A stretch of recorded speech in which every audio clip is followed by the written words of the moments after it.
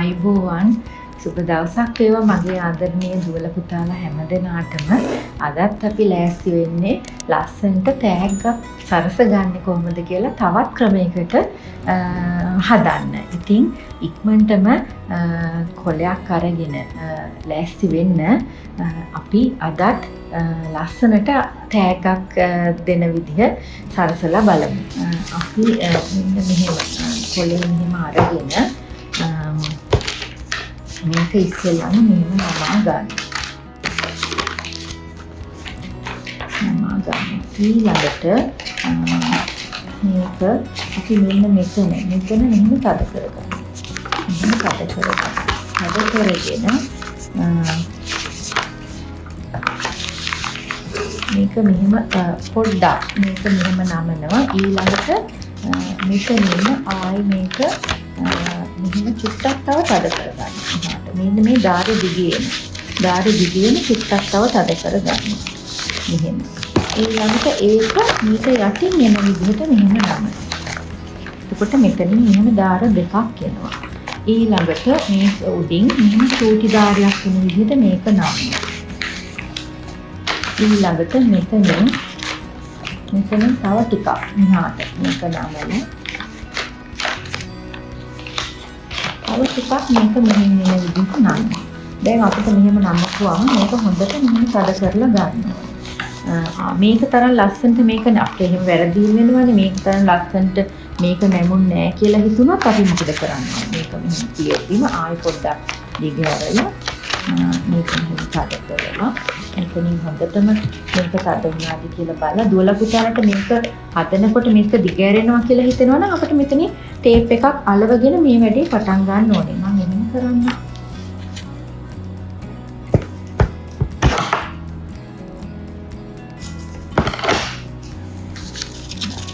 අපිට මෙතනින් රැලි නැතුව ගන්න. එතකොට තමයි ලස්සන.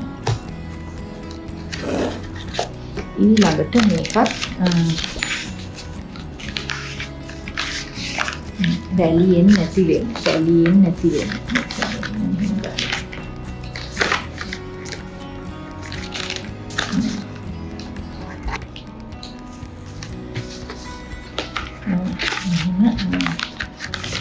ලස්සනට අලව ගන්න.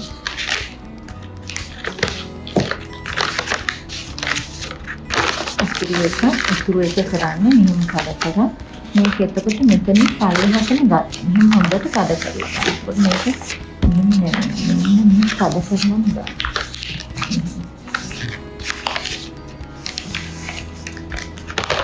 ඒකත් මේ බලන්න එතකොට ධාර කීපයක් ඇවිල්ලා තියෙනවා. මේක තනි පාට එකකින් ගත්තා නම් මේක මීට වැඩිය ලස්සනට පේනවා. ඊළඟට අපි කරන්නේ මේක මේ ගානට මෙහෙම නමනවා. මේ ගානට මෙහෙම නමලා අපිට පුළුවන් මේක මෙතනින්වත් අපි ටේප් එකක් අලවගමු.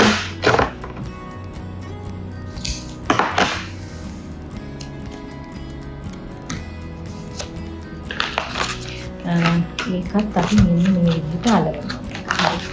හරි ගානට ගන්නවා.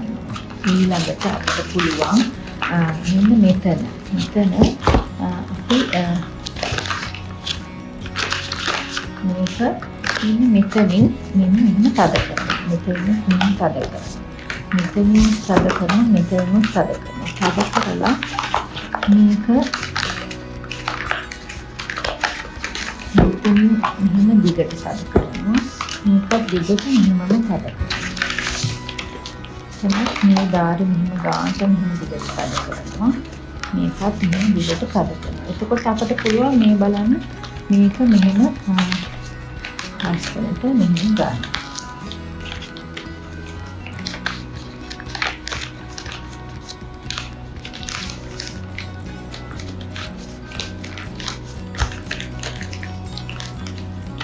මේක ඊළඟට මේක ගානට නැත්නම් අපිට ඊළඟට මේක මෙන්න මේ කෙලවරටම කරනවා. මෙන්න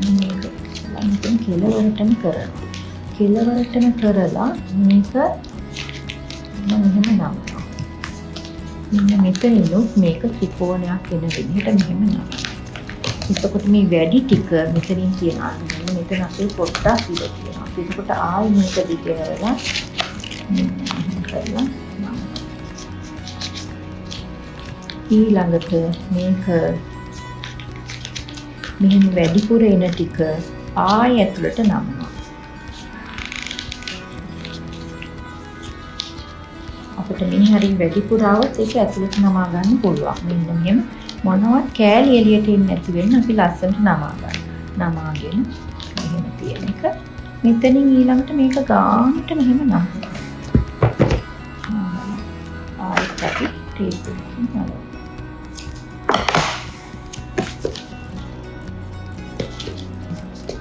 මෙහෙම ටේප් එකක් දාලා